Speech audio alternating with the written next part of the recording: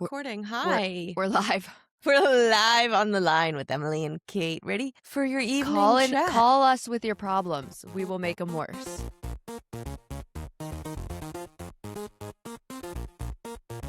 We have no solutions to absolutely anything other than how to yap through it. But you know what? Neither does anybody else.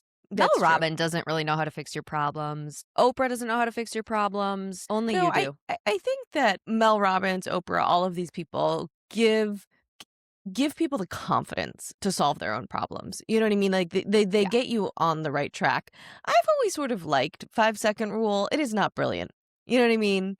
It is not rocket science. It's something that could be said in 2 sentences. But I've thought, you know what? Fuck yeah, 5-second rule, sure. Yeah, I think, God, we're probably going to get canceled for this, but I don't hate Mel Robbins. I definitely see the issues with people calling her problematic, and I don't love the foray into AI stanism. But I mean, she's very annoying, and she's a marketer. Like, she's not, you know what I mean? yeah, but I think she's a good entry point to self-help for people, which is good. Like, people Yeah. should still go to actual therapy with a licensed therapist if they're going through something, but I think Mel Robbins isn't, I don't know. I don't nervous know. about There's this worse take. drugs in life. But I guess she did steal some content, which is bad. Yeah, I my can't one keep thing track. is everybody calls her I just like generally don't like calling any women grifters. Okay, well, I don't think that's feminism. But I just like people are just making money. Like that's okay. I feel like everybody's calling everybody a grifter now when they're Yeah, making I don't money. think It's she's like a how are you supposed to grifter. live? I don't think she's a grifter. I think she's a marketer. You know what I Yeah. mean? And like, she's very good at that. She has a very successful podcast and she gets her stuff out there. And that is quite hard. Yeah, she's actually. acting like a man out there, which is probably why she's not everybody's loving her. But good morning. How was your weekend? I did a totally offline weekend, actually, because I was doing house construction. My Blue has purchased a new home. And as you can imagine, I am the general contractor. I'm in charge of everything. So I had a wonderful time. I love house stuff. How many different wallpaper samples have you ordered? No, I'm not allowed to. There's no wall. I actually hate wallpaper because I feel like it's just too much of a commitment. And I yearn to remove wallpaper from the home, but it is really about getting the house set up for success at the moment. The decorations aren't really starting. I did purchase a dining table on Craigslist, and I am refinishing it. That is my one decorative thing. I don't know if people know this about you, and I knew it because you talk about it, but I didn't realize until I went to your house the first time. Like, Emily is elite level DIY. Like, actually builds things, gets the lumber and builds her own cabinets and stuff. Yeah, I love it. It is a great pleasure for me. I think it might be the shopping part that I like the most. You know what I mean? Because construction, you have to get all the right little pieces. You have to go to all the right stores. You got to know the right people. And I love that part. But I usually have a very specific vision in mind and then not the budget to effectuate that via normal procedures. Is it more expensive to like build some stuff yourself as opposed to just buying it? No, it's more inexpensive to build it Right. yourself. Yeah. I thought you said expensive. Yeah, I mean, well, more saliently, the kitchen cabinet started because I had a very intricate kitchen cabinet scheme I wanted, and I went to get quotes, and the quotes were literally $75,000. And I was like, well, that does not exist. There was no bank account with an extra $75K. And so I realized I could do it for I think I did it for $10K in total, but it was 10, and it took me 4 years. So that's $10K spent over the course of 4 years. You know what I mean? Yeah. Yeah. I mean, there are just some things in life where I'm like, cabinets are just wooden boxes. You know, you can dress them up and make them fancier, but also curtains are just sheets. You know, right. why are some of these things so expensive? I don't know. And some of my cabinets are not even boxes. They are just shelves attached to the wall with 2x4s with doors in front of them. Because what does it even matter? It doesn't need to be a box. It just needs to be a door and then a shelf behind it. Yeah. Something to put something on or in. Right. Yeah. So I have many built-ins in my house. I love a built-in. I love a cabinet. Yeah, you are very good at that. Well, good. I'm so glad you have this whole new project going on. I'm everyone who sees me is like, wow, you're smiling. And I was like, I have a construction project. I'm so excited. And a Blue. Yeah. And maybe the construction project is better. It's the actual benefit to the other stuff, but no comment. Breadcrumbs. But But I am excited, and I'm excited to finish my table refinish, and I think I'm gonna do it walnut. It's like a Regency Revival dining table. And then I'm probably gonna do it in like a sort of mid-century finish, so like a matte walnut. I'm very excited. These are things. There's probably like 2 people listening to this who care about this, but I'm excited. This is so funny because you are doing this whole like actual professional level stuff. You got this Regency Revival dining table, and you're gonna stain it. Meanwhile, I actually went to the hardware store and got lumber, tongue and groove wood paneling. I am the only person in the world who's actually putting wood paneling on a wall, and I'm gonna stain it Okay, because what I wall? want. So the wall, you can't She's- see it, but it's ladies and gents, she's pointing. The on wall the other in side your little of my office studio because Okay. basically I want to make like different sets. And there was already wood Ooh. paneling on the bottom half of this wall. So I'm adding wood paneling to the top, and I'm going to stain it. And then so I'm going to make a whole nother set that kind of looks like up north Wisconsin-y. Okay, You know? I like it. I like it. You like the vision? I like the vision. I also want to turn my house into sets. Yeah.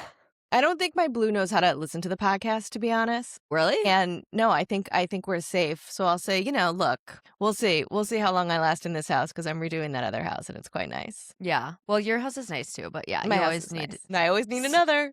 Always need something. The grass is always greener when there's a new blank slate. Kate, how was your weekend? It was good. It was busy. Just, it was the first like really nice warm weekend. We did some 90s summer stuff. We did some like pooling in the backyard and sprinkler and stuff, and then we went to the actual pool. And then I went to the Pride Parade yesterday, which was so cute. so fun. It's always just like so joyful. We marched in it with Sarah Godlewski, who's our current Secretary of State and running to be Lieutenant Governor, which I always is like, I'm like, that was a smart move of you because we have a very competitive full Dem primary for the governor. So I marched with her, and she has a son who's Charlie's age, so they were on their scooters. It was super fun. Ugh, the scooters are so cute. Yeah. I love it. We were like coming up to like the main point of the parade where like the MC is, and it's like the main where like the most people are. And Charlie's just like scooting around, and they're trying to throw out candy. It's like a lot of things for a 5-year-old to try to do, And all of a sudden everybody's like, oh, and he like was about to roll through horse poop, but he like just narrowly missed it, and then everybody clapped, and he like looked at me, and I saw like a little glazy eyes. And then at dinner last night he goes, Mom, I felt pretty embarrassed when I almost went through the horse poop. I'm like, I know, buddy, but everybody thought it was fun and cute. I mean, it was going to be like that Roomba that, when the Roomba went through the dog poop in the house. And I mean, those horse poop piles are like 6 to 8 inches tall. It would have been halfway up his scooter. Did he enjoy himself otherwise? Does he like being the center of attention? Yeah. Oh my God, he loved it. He was like, he's a ham. He is a ham. Yeah. Very big personality. I don't really know where that came from because Ryan and I are both pretty introverted. But kids, it's so funny. You just sort of genetically, they all have their own personalities, and they just sort of are who they are. Yep. It's like you can like shape a little bit, but there's certain things that it's like I just can't. I don't know where this came from, and there's nothing I can do to dim it. And I have so many friends, and them and their siblings are so different. And it's like they've always been this way. I have a million billion cousins that I've seen grow up, and it's so fascinating to be like, well, you've been like this since you were 2. I know. Well, yes. And Charlie is actually very much like my little brother.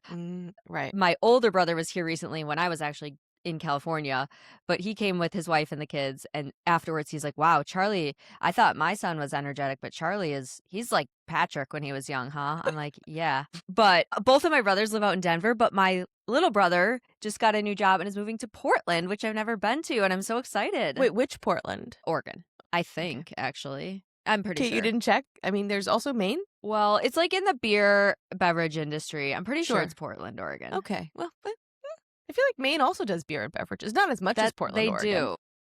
Well, yeah. Well, it would be interesting if he becomes a Maine voter. I guess we will see. And talking about Maine, Kate Duffy, OMG Graham Platner. It's like, this is going to be the topic in 2 out of our 3 first podcasts. The Platner tracker.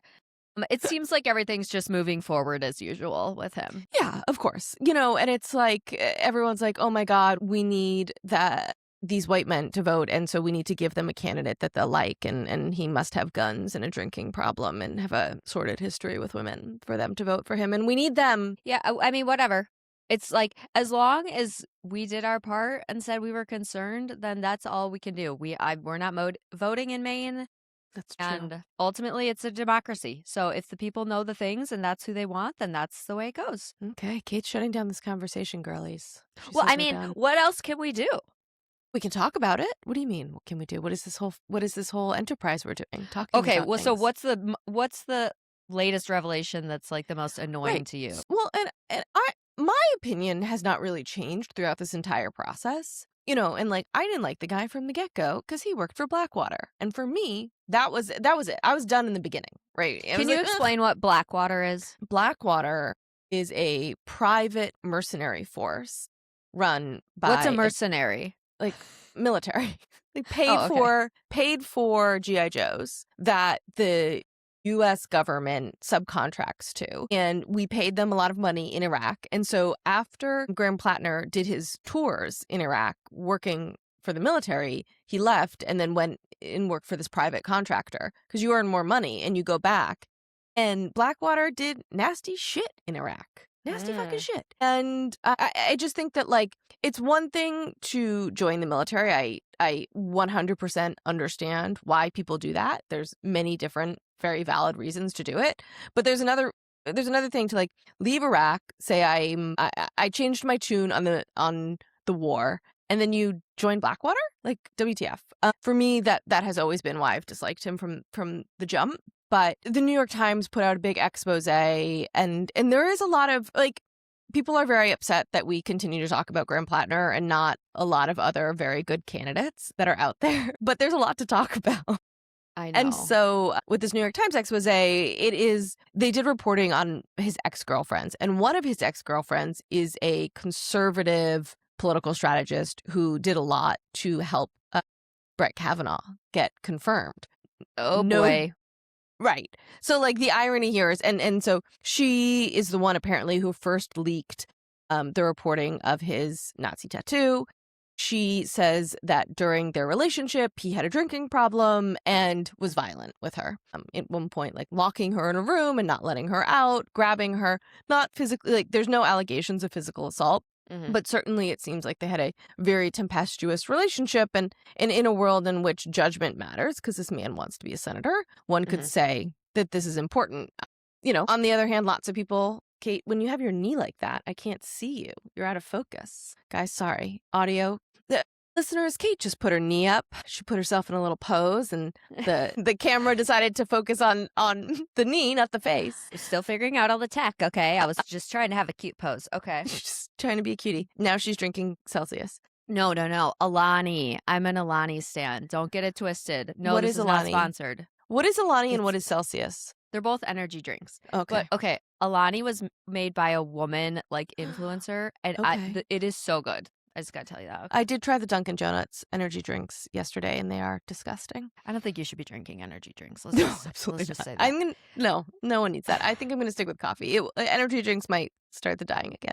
Anyhow, so, you know, people are obviously saying this Republican operative has perverse incentives to leak shit on Graham Platner, right? Which obviously she does. So do you believe all women is a question Twitter has been masticating. I will say, like, I think the great likelihood is he has said he had a drinking problem. And I think most of us have met men with drinking problems and anger problems, and they do crazy things. And my question keeps being, like, well, how is he dealing with this? Is not necessarily about the underlying substance. It's more about how he's dealing with this.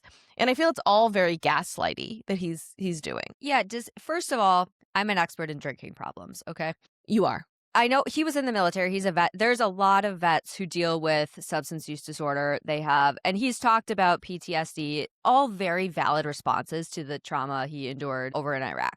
And we could talk about this with Pete Hegseth too. You know what I mean? But And Hunter Biden. But my experience is once you have a drinking problem, I don't really know anybody who has then become a normie drinker. Right. And does he still drink? Yes. I saw a picture of him with Jack Cocciarella, who's an influencer who also has a somewhat sordid history, unsubstantiated, allegedly. And I saw a picture of them. They're both holding beers. I don't know if that means he's drinking the beer. Usually they're holding to me because, again, once you have a drinking problem that gets to a certain point, it just like wires your brain in a way where like the alcohol, it's a really strong response. And so it's hard when you get to that point to then just like have a beer or two. I mean, people can do it, but it's very, very, very, very, very Kate, rare. Can and you give a quick summary of your expertise on sobriety? So I started drinking when I was like 16, 17 years old in high school. I was always kind of shy and felt awkward. And then I started drinking and I was like, oh my God, this is amazing. I'm so fun. I love it. I loved it for a very long time, but I always got I never really had an off switch. You know, and which was fine in high school and college and whatever. Everybody's getting pretty drunk in college and whatever. And then as I started getting more and more into mid-20s, late 20s, I was like, well, everybody else seems to be having 2 beers now. And I feel like I'm having, 2 beers and then 2 whiskeys and then blah, blah, blah, blah, blah, blah, blah. It was just becoming more and more of a problem. And then I started getting debilitating panic attacks. Of course, the first day I had one, I was hungover, dehydrated, hadn't eaten anything, had smoked a cigarette in the morning. I was just not in a good place. I know. And then I started having more and more panic attacks. And of course, then I was in this cycle of anxiety and the drinking would make me feel less anxious, but then it would obviously then you'd make it rebound with because you were poisoning And I your body. remember I was 29 and I was about to turn 30 in a month. And I was just I cannot go into a new decade doing this. My life was not manageable whatsoever. It got pretty bad. We can go into it more in another episode if anybody cares. But so I had, well, and here's why I talk about Platner. It wasn't I just was I'm going to stop drinking. For probably 2 years, I did so much research. I read every quit lit memoir. That's what they call it. I actually did a lot of I read a lot of books by doctors and psychiatrists and stuff. You have a very educated and thoughtful approach to sobriety. I've heard you talk about this a lot. I understand the brain, how it works, the whole psychology behind it. I have so much empathy for people who are dealing with addiction. You definitely do. I'm not the kind of person who's oh, what a piece of shit. I understand why people drink and how hard it is to stop. So that's why I say I know a lot about this. Obviously, I'm not a doctor or anything like that, but it's that should be the actual subtitle of this podcast. #, not a doctor. Not a doctor, what did I say not a lawyer. What did I say last week? We have to count the amount of times we talk about medical problems. I know. I'm not an expert in anything, to be clear. None of this is advice, but I am an expert in being a drunk, okay? And Kate is an expert at being a fun time. So I just know so many people in the recovery community in all different kinds too, like AA and other non-traditional kinds. And I don't know anybody who has gone from having a pretty bad drinking problem to then drinking like a normie.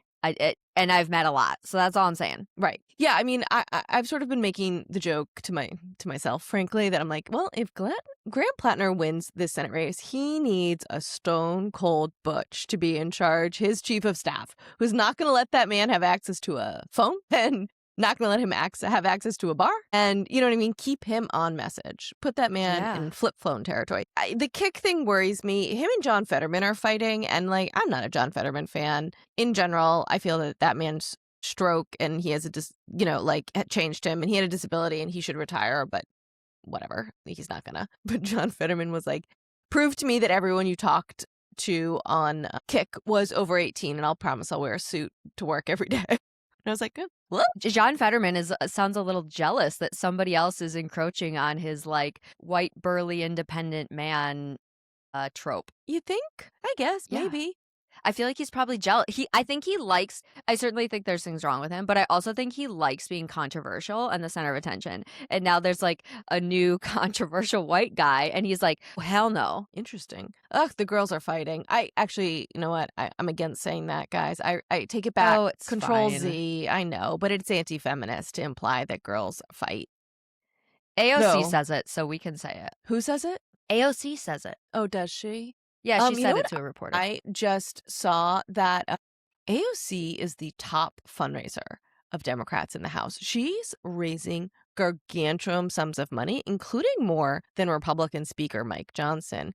I don't think people really realize what she is building. Before I ask you if you think she's going to run for president, I want to ask if you saw that clip of somebody else who asked her that recently and what was her response? It was so good. She was it was something funny of you to assume that that's the goal here. Or I'll have to look it up and maybe I'll try and edit She is it in. great at witty repartee. You know what I mean? So She gives a quick response. She has the instinct for creating content and for a sort of snapback.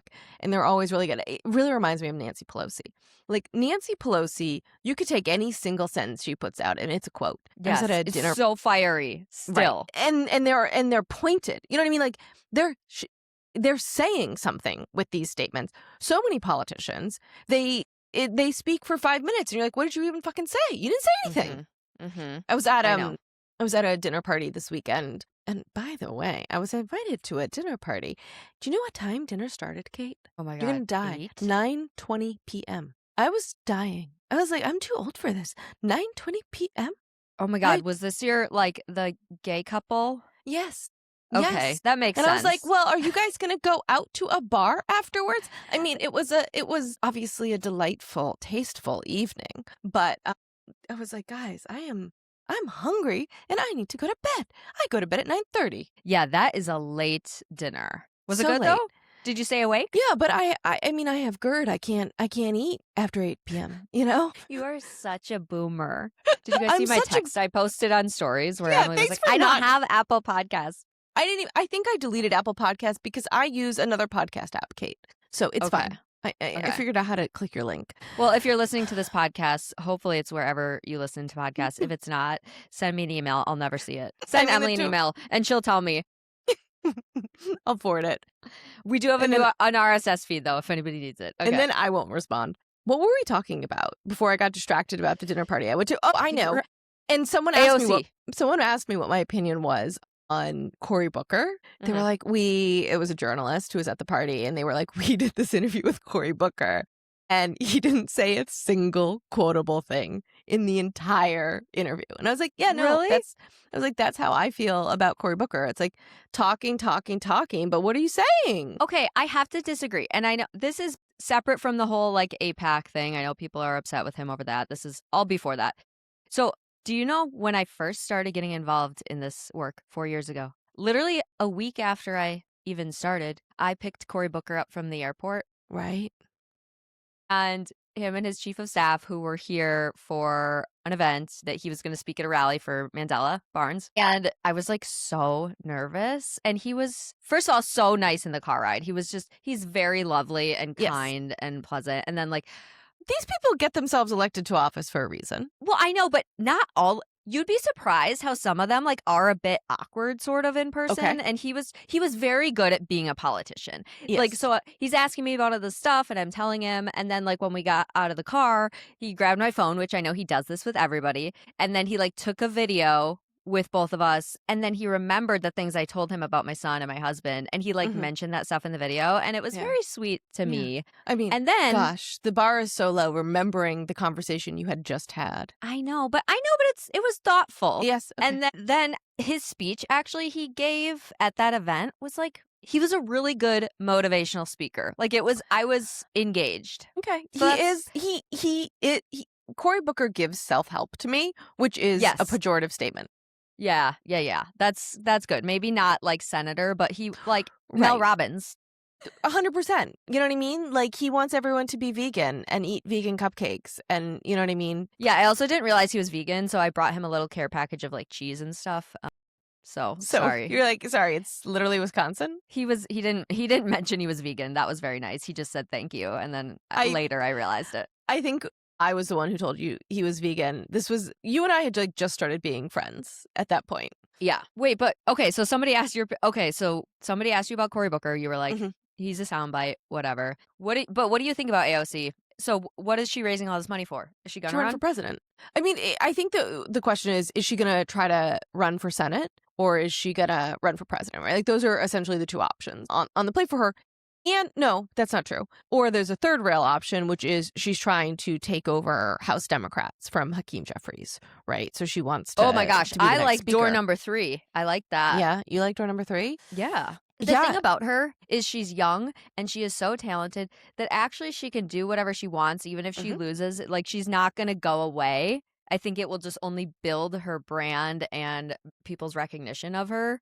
So I think that I think she doesn't have a specific plan. And I think she's just setting a solid foundation for herself. And she can raise money. So she is raising money and she's using it. She's building something. Originally, she had Justice Democrats, right? And that closed. And now she's sort of running other. But she endorses and she uses her endorsement power with precision, right? Like she's just not willy-nilly buckshotting everywhere. She's choosing people. I think she has not endorsed Graham Platner. Bernie and Elizabeth Warren have both endorsed Graham Platner. So her former chief of staff was running for Nancy Pelosi's old seat in a primary in San Francisco. She did not endorse him. He lost, and so I think she's playing a game. You know what I mean? I think she's very talented and at many different aspects of politics. And that's a rare talent. And, people really want her. Obviously, like a lot of people hate Chuck Schumer. They really want her to run against Chuck Schumer. I would say, like, I don't think AOC is going to run a race she'll lose. She's in a safe House seat. Why would she run a race she would lose? And New York State is different than New York City. Yeah. And you have to be able to win the whole state to win the Senate. And so I think it depends. I don't think she's running for Senate. And like you say, like I think Schumer has a bit more respect behind the scenes from colleagues and stuff than he does on the leftist internet. I don't see her like running a nasty race against him. But. Schumer also has spent his career working for his constituents in a way that, politics has really changed over the last 20 years. And one of his problems is that he's a more old school politician, which means that he can't give a quote that'll be good for a social media clip, right? Like they're horrific. He is not good at ameliorating the concerns of the base and But he gives 1 million high school graduation speeches every year. He visits all of the counties in New York. He knows all the firemen's associations and the police association. You know what I mean? Like every small town reporter, all those types of things that are very old school politics, which do not matter to the online progressive base. Right. But they do translate into a solid voting law. Because it doesn't matter what a progressive who lives in Iowa or California or Arkansas cares about Chuck Schumer. They're not voting for him. What matters is someone who lives in Schenectady. You know what I mean? Schenectady? Schenectady is like my favorite name for like any town ever in the world. Yeah, I think it's the most fun to say. Yeah. Schenectady. Yeah. Wait, am I saying it right? It's where I first learned about Schenectady because I believe it is where From Grace, Unwilling Grace was supposed to be from. And I was like, that's just it rolls off the tongue. Such a pleasure. Yeah, that's a good one. Okay, but why do you think that, I mean, I know the answer to this is probably rhetorical, but why do people like love, and I'm talking about like people in Wisconsin, okay? This is probably all over the place, but like people love Bernie and hate AOC. Is it literally just straight up misogyny? Who are these people? Like, well, I mean, people in like rural areas are they and men? More of the suburbs. Yeah. Like, I know some men who vote Republican and just like we're kind of considering Kamala, but like would never vote for AOC. No. So I think that, one of the things people like about Bernie, one of the biggest divides on the left is that a lot of people on the left believe voters vote purely on ideological grounds. And I don't think that that's necessarily true, right? Like if that were the case, we would all be robots and we wouldn't have to listen to campaign speeches. We could just read little outputs. But I think that what people like about Bernie is something they like about Trump, which is that they feel he really embodies their anger. And people love an angry man and they do not like an angry woman, especially an angry woman of color. And I don't think AOC is very angry. You know what I mean? I don't think so either. I think she has fight in her, but I think one of the things that makes her really, really talented is that she understands the forces that are running against her, and she is able to engage in political theater within those constraints, which is very, very, very hard to do. Yeah, and she's able to kind of like dilute a gotcha question or something with like smiling and laughing and bring some like humor and almost kind of troll back a little bit. Similar to like Mom Donnie, right? Like he didn't get angry very often at all. No. You know, he's always smiling. And I think that's part of the reason like people can have their guard down like that. People's like guards go up when they're getting yelled at. And so I think anger can be really motivating for some, but really off-putting for many. Right. And you know, this is one of my favorite topics, which is that the progressive activist base seems to think that they represent the totality of voters, and they don't. You know what I mean? Like, well, they are like actually 8%, quite different, right? Right. They are 8%. And so I think that, like, and someone recently asked me about podcasts. They were like, do you think we're going to see more name calling and swearing and da-da-da-da on left-leaning women's podcasts? I was like, I mean, maybe, right? The I've Had It podcast is extremely popular. People love that about them. Personally, it's not for me. You know what I mean? Like, that's just not my cup of tea. And we need content for both types of people and more. I've Had It is my cup of tea because Jennifer Pumps or whatever, I forget her last name. Jennifer Welch? It's clearly so her. Like, she's literally just, like, that's who she is, and she's hilarious, and she's dishing it out, and, like, I love it for her. Like, I wouldn't be that. And I see some other people kind of like trying to be that, and that doesn't land as much because I'm like, it feels like you're trying to be mean girl, but like she's just hilarious to me. So, but that's definitely shouldn't be the path for everybody. But I think that the reason people like her is because they are angry at Trump, and they want to, and she manifests that anger in an articulate manner, right? And they can then share that without having to say it. Like, she's saying what other people are thinking. Right. Yeah. Right. And she's rallying the 8% for sure. For sure. Right. And you know, for me, like that's not how I feel towards Trump. Right. Like, I don't feel better seeing someone call him cankles. Right. Like, that doesn't do it for me. It doesn't flip my skirt. Cankles McTits. Right, whatever. Hanks McTits. That does make me feel slightly better, but yeah. I will say, like, my sense of humor is just not that sense of humor also. You know what I mean? Sometimes she's distinguished. She's demure, ladies and gentlemen. I mean, no, but I mean, I have like my own sense of, right? Like, people's sense of humor is different, right? And my sense of humor is that people are always sending me videos, and I'm like, you guys, I don't find that funny. Do you watch like people, your friends or people online? My followers. You watch them? Sometimes. Because I'm trying to figure out what people are sending me. Guys, and like people I love when people send me your videos. Like, have you seen this? Especially the ones like back in the day that like I had edited. You really, trust me, I have seen this. I've seen it. All 7 versions. Guys, I was not making Kate make 7 versions of fucking anything. She would do that all on her own. Yeah, no. That's true. No. That's true. And Emily was like, you gotta lock it in, lock it up. Let's move on. Let's get it done. Moving on. It's God. And Kate would be like, get out of the rabbit hole. Jesus Christ. Okay, wait. Lord, going back to my notes, and I don't know if there's anything you wanted to talk about. Do you want to talk about either Hunter Biden having a moment or Trump's visit to Wisconsin and his complete crash out on Kristen Welker afterwards? I also want to say, did we already talk about Hunter Biden? And I just want to say, like, is this episode meeting the Bechdel test? Obviously, yes, but we are talking about a lot of men today. Hunter Biden, I don't really have anything new to add. That sweet man. Well, he's just like, everybody's all of a sudden obsessed with him on Threads, Twitter, everywhere. They're like, oh my God, he's just hilarious. He's like, I love that he's on a publicity tour. That's why people are talking about him. Publicity for what? I don't know the answer to that question, but, you know, Jill Biden has her book coming out now, and then Joe Biden has a book coming out seemingly before midterms. So I think the Biden family is on a bit of a cash grab. Which is, they probably are because they're not, like, super wealthy, right? Not to the best of my knowledge. I mean, they're doing fine. They're fine. Yeah, they're fine. But all things considered, they are totally fine. They're fine. Like, but I don't they're think not that, billionaires. Like, I don't think Joe Biden left office with the same reputation as other presidents, where he's getting like $500,000 to speak at Goldman Sachs. You know what I mean? Which is like a lot of what these other guys do. Is they get these massive, massive cuts to go give speeches. Like, I don't think people really want to hear from Joe Biden. Yeah, no, they don't. And I don't really I really respect Jill and the career she built and everything. I don't really need to. I'm not going to be reading that book. I will not be reading that book. But I do love Hunter. I've always loved Hunter.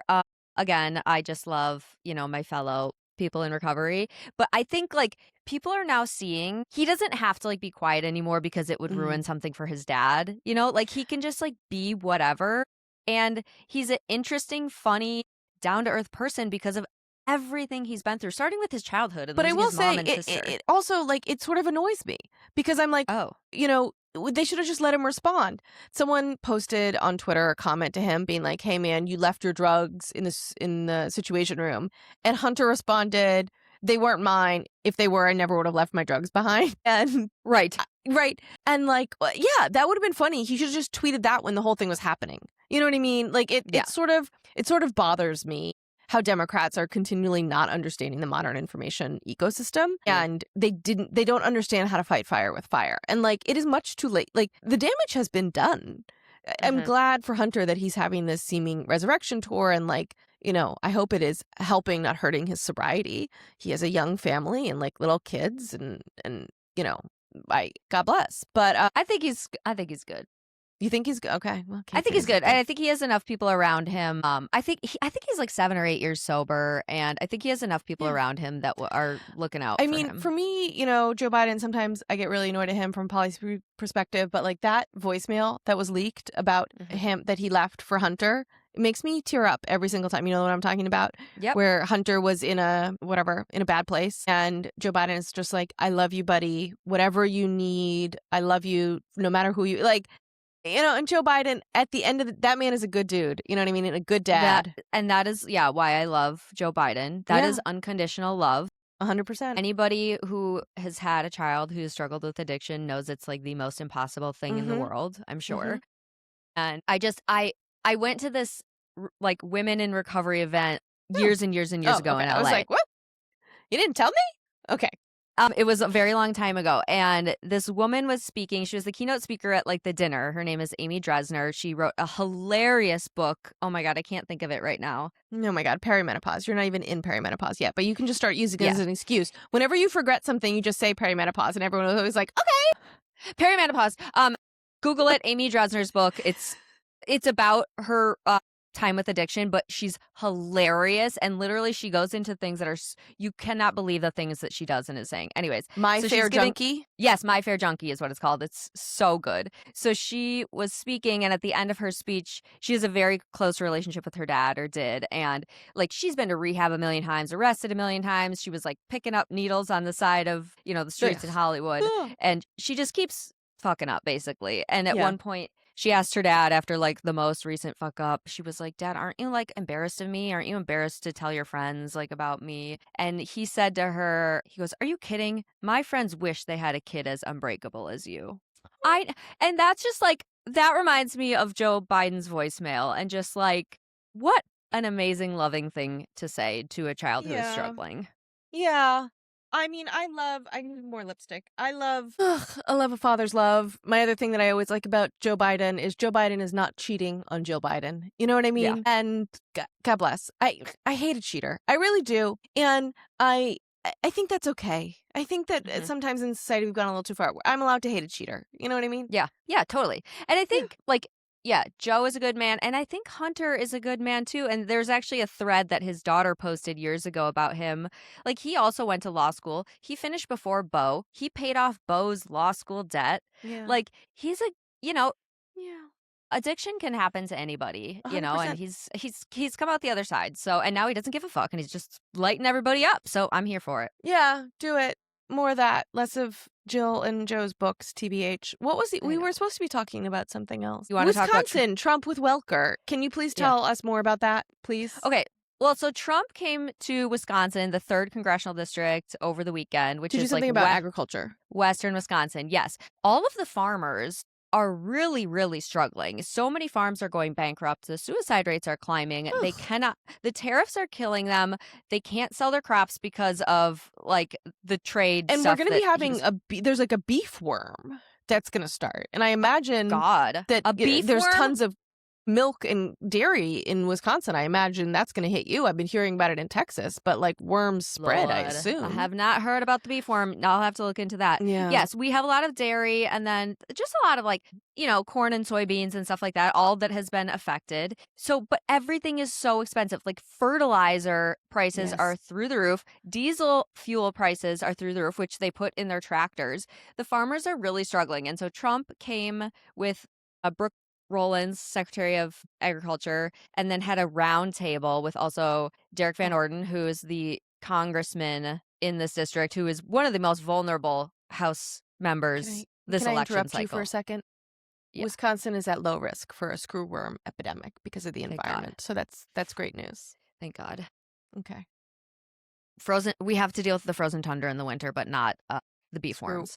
Not parasites. Okay, continue. I apologize for interrupting. No, that's okay. So he came and had this like round table with these people and Tom Tiffany, who's also a congressman and running for governor. And he pretty much yapped the whole time. And people were like, did they do a round table? Because he can't stand for more than like 30 minutes now, which I think is a very valid response. And he just, first of all, he starts it off by like, I don't really need to be here. I'm not running for re-election, but I care about the farmers. And I don't have to be here. I got to get back to fighting a war. And then he's like bragging about the war and stuff. And I'm like, the polling says everybody hates the war, farmers too. And it was just like very awkward and weird. And the whole thing was just, very Trump, very gaslighty. Nothing's a problem, blah, blah, blah.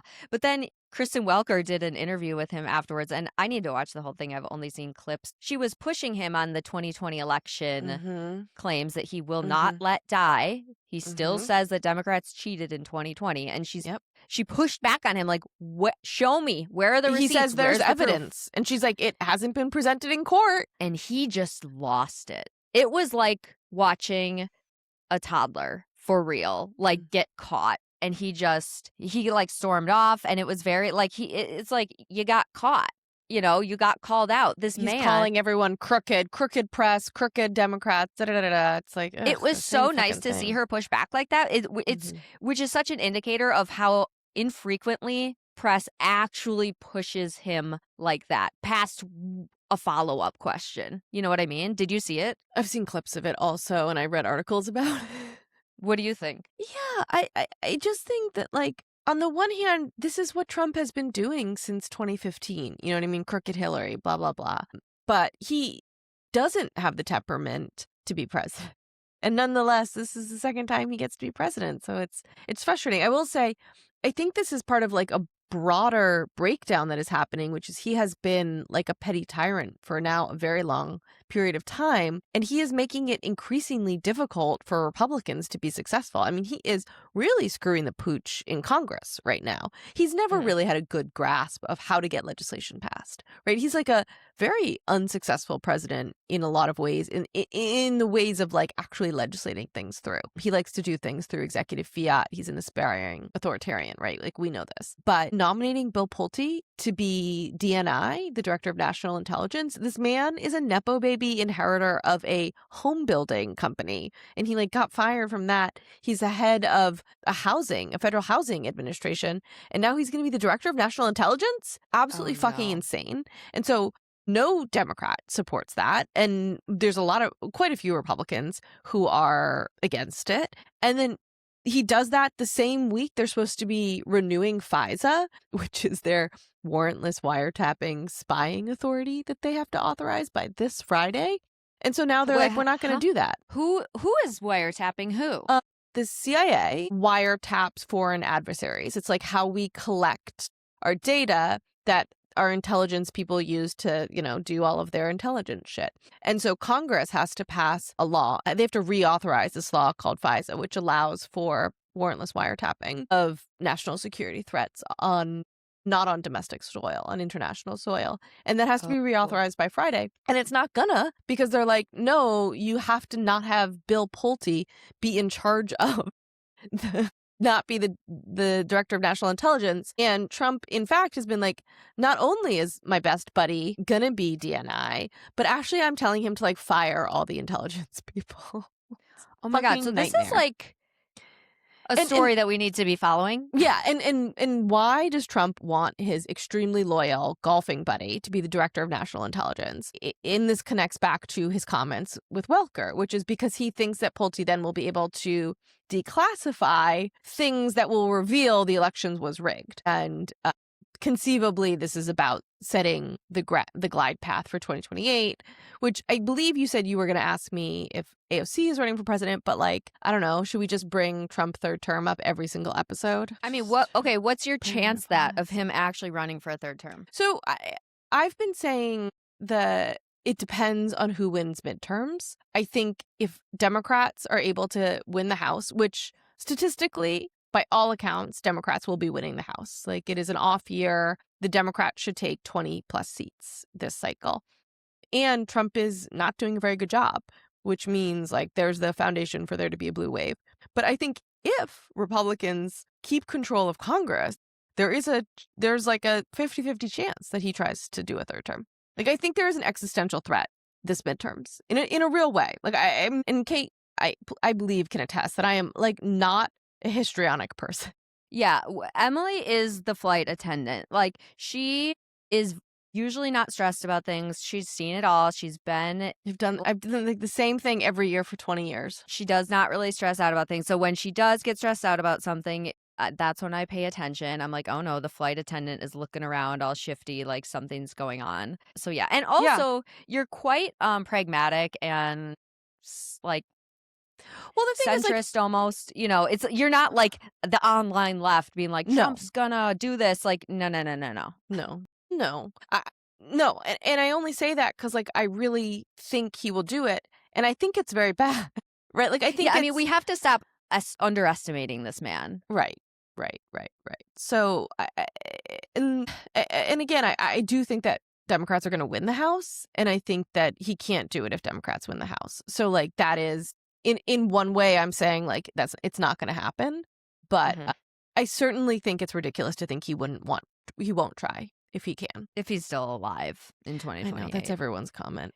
He's getting very old. And he looks decrepit, but he has access to every medical treatment known to man. I know. Except, like, but not a good makeup artist. I hate that. I hate the hand. Learn to use a compact. You know what I mean? I know. Do you think Caroline's even going to come back? Yeah, I do. Why wouldn't she? I don't think she is. Why not? Caroline Levitt. She was working like a week after her first baby was born. And now she's like taking a full on maternity leave. Like, I think she's over him. I don't think so. Okay. We'll have to see. How could she be over him? He's her whole career. She doesn't exist but for him. I would disagree with that. I mean, I think she's made a name for herself now. I guess you think she wants to go work at Fox or something, News Nation, get her own show? Yeah, probably. I mean, she could certainly make a ton of money doing whatever. I know. I can't imagine that 65-year-old husband's earning a lot these days. Should we apply to be on a Fox News show? Neither. No. Kate, you wouldn't be willing to wear the makeup. You'd start breaking your skin. You'd break out. I know, and you're not supposed to swear on TV. It's just not. It's not for me. I have to be reminded even every time I'm on the radio, like, not to swear. I mean, Jessica Tarlov, God bless her. You know what I mean? Really doing God's work out there. That woman works hard. That's a woman on Fox News. Yeah, she does actually sane. I think it's the 5 or whatever or something. I don't know. She has glasses and dark hair. Yeah. A brunette with glasses, my type of lady. I don't watch any television news at all. I don't even know how to. Someone was telling me to watch The Traitors, and I don't even know how to watch that. Oh, people were telling me to watch The Traitors too. Maybe we should watch that. Maybe we should watch it together. It's supposed because Dorinda is on it. People have also been telling me to watch Real Housewives of Rhode Island. Yeah, we need to watch those. So that's on Bravo. Do you have Bravo? No, I don't have TV. I don't have a TV. I have like Netflix and Hulu. Okay, don't worry. I'll like text Ryan. We'll get you our login or something. So we'll watch that. And then, but Traders is on Peacock, and I think I canceled ours, so we'll just have to renew it. Yes, I was at an event last week and saw someone I used to work with like 10 years ago, and she was like, "I'll give you my Peacock password, Emily. You need to watch it." I was like, "Okie dokie." I love when people like are so enthusiastic about you watching a show. They're like, "I'll pay for you to watch it." I'm like, "Okay, now we're talking." Yeah, because those are the only kind of recommendations I want. Yeah, because I can't sign up for any more subscriptions, and it's not even really about the $10. It's just like I can't handle any more administrative burden than already exists. It's crazy. I barely function under the current administrative burdens of my life. For sure, we have like, you know, YouTube TV is like our cable replacement, and then we have like every stream. We 100% are paying way more than we ever were when it was like one 100%. Cable channel. Kate, I have a question. Do you think there's a demand for this content from our audience? Do you think they want to know what we subscribe to? And I'm asking that as a genuine question. I don't know the answer to that. People who are listening to this, if you've been listening for 55 minutes, Is this the No. content people want? I don't think so. We should move on from this. But we should ask people, should we set up like an email inbox or something so people can ask It took questions? us 3 weeks to get on Apple Podcasts. I won't get into all the tech of that because it would bore you, but there is a reason. I was in charge of getting us on YouTube and I haven't even done it yet. So I'm not one to talk. Guys, we very equitably split up roles, and here's what we'll do. This will be the easiest. Emily and I will each just put a question box in our stories specific to the podcast. It's like, what do you want us to talk about? What do you have questions about? Do you have feedback? How boring is this? The feedback is going to be like, I can't find your podcast. Is your podcast available? I don't even have it linked in my bio. We don't. Okay, we're going to link the podcast. It's going to be blowing up everywhere. And you guys will say you listened to it first before it was the #1 podcast. We're going to be on the stage getting a Webby next year. Oh my God, Kate, this is aspirational. Everyone thinks I'm ambitious, and it's so funny because I'm not in any way, shape, or form. And I just want us to put up like a post with cute photos. I did a birthday post for you last week, and thank you for recognizing that I chose photos where you looked good. I would say I looked terrible. That was so nice. That was like the most girls thing ever. I was like, oh my God, I look good in all these photos. I chose all good photos of you. We don't have that many photos together, even though we are together pretty often. Yeah, but like almost every time we've hung out, like I've been pregnant, you've been dying. And half the time we're together, we don't even take a picture because we're actually both terrible at capturing content. Neither of us have the sufficient narcissism to be influencers is a problem. I know we're too embarrassed to like actually take pictures of ourselves in public. And I was like, oh God, what we need to do is take more photos, and I need to run a brush through my hair. But yes, thank you for that birthday post. That was very, very sweet. And yes, I want, I always see all these other influencers, and then like all these other people are like posting birthday photos for them when it's their birthday. And I don't have any friends who post public birthday missives for me. But I guess I'm going to for you now. Now I have to. Well, I'm trying to be the change I wish to see in the world, and you can't expect a village when you're not a villager. You know what I mean? And so I gotta. You didn't just make a story; you put it in feed. So now you guys. Wait, when's your birthday again? November, January 10th. January 10th. It's a terrible birthday. Everyone forgets it because it's right after. You know what I mean? Okay, next year I'm gonna do a post for sure. 42 for the 13th. Oh my God, my 29th birthday / the bat mitzvah of my 29th birthday. I like to celebrate not my birthday, but the anniversary of my 29th birthday because I struggle a bit with aging. And you know what? I think it's fine. I think if that's the worst thing about my psyche, you know what I mean? Mm-hmm. Yeah, we talked last episode about how your mental health is pretty on point. So you can't be perfect. It's good to know that you struggle with something. I struggle with that. I struggle with my coffee addiction, which is I like to have 1 or 2 iced coffees in the morning. You know what I mean? Yeah, that's fine. It's fine. We've got to have some vices. It's freaking fine. Like I like a gin and tonic. Things. I have been getting into the marijuana drinks. Me too. They don't really do anything for me. However, I do like how they taste. They do things for me for sure, but God, I'm going to be talking about this more because they're about to go away in Wisconsin, which is nuts. Are they really?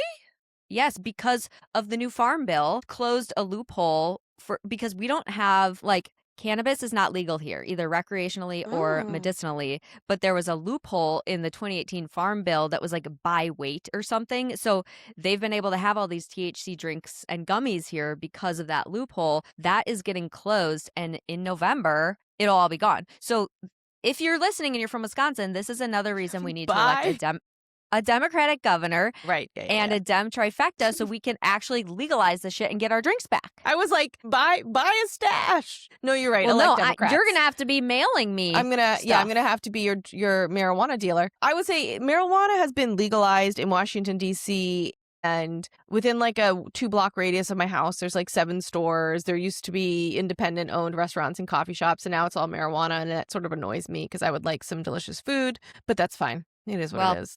I'm going to come visit and stock up. Come visit. Get that Wims. I'd like that Wims contract. They are very tasty. I haven't tried Wims yet. They have this basil one. And the thing is, like, I'm sort of particular about my drinks. You know what I mean? Like, I really only like a gin and tonic. It's really the only drink I really enjoy. Yeah. I'll do a very, very mineral Pinot Gris, but I really don't like a sweet drink. And so it's very delicious, this basil one, the lemon basil or something that they have. Because I also can't, because of the fucking GERD, I can't have lemon or lime or any fucking acidic thing. So I'm denied, pleasure on my Yeah, tongue. I'll have to look into that, because also since I don't like drink alcohol anymore, I'm very if I'm gonna drink something, it needs to taste good, and I a think lot that of them taste like crap. So. The whims you can still get in California, so maybe it beats the loophole in some. I don't really know how though. Don't This worry. is not legal advice. I'm sure I'll figure it out. Yeah, this is not, for all legal purposes, this is a joke. We're not going to be sending this stuff across state lines. Should we call it? We're at 101. 101. Guys, always a pleasure. Let us know. Talk to us about what you want from us. I'm going to set up this YouTube any minute now. I hope for anyone who's ever been like, hey, Emily has her life together. She's so good at executing tasks. I hope this podcast has pierced that veil for you. I actually like it. It makes me feel better when it takes you a long time to do something. And tell us, you guys, would you come to a live show? Emily's like, we are not doing a live show. We're not doing a live show. Kate, it could be fun. I think it could be fun. Kate, this is so antithetical to your personality that you want to do a live show. I don't want to plan it.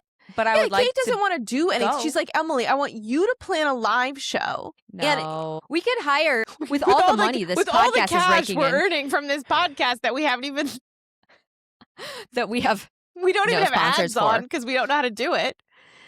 Yeah, I think we could. I think a live show would be fun. Okay, well, weigh in, guys. Let us know. We need to get 1 million followers on YouTube, and then we'll do a live show. Okay, Kate. How about 10,000? 10,000? Kate, do you remember when we did a Wisconsin thing and no one came? That was back in the day. This next year, we're getting a Webby and a live show. Okay, guys, you heard it here first. Kate Duffy manifesting the future. Bye, everybody. Bye.